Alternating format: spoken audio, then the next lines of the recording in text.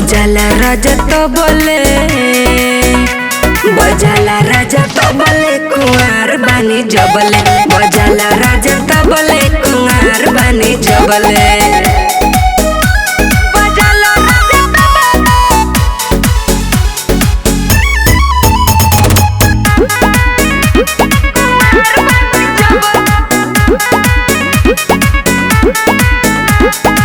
भैला पे शादी न मिली आजादी, भतरे खपई जवानी के परसादी के परसादी के परसादी। चांस बा तो फायदा उठा ला करे जा, भर पेट भोजन तो खाला करे जा।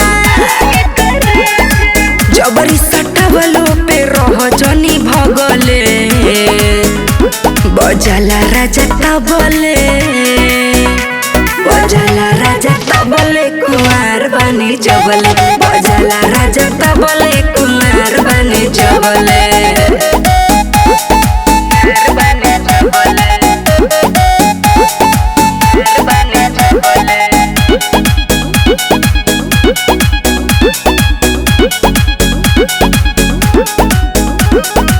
फायदा उठाला कोनो बचे न दोष हो, बाद में तनिको न होके अफसोस हो।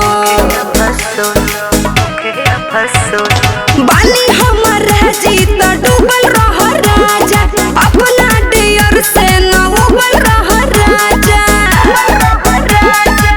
लाभ उठावे खातिर रह सत्य जगले, बजाला राजा तबले, बजाला राजा तबले कुंवर बानी जबले।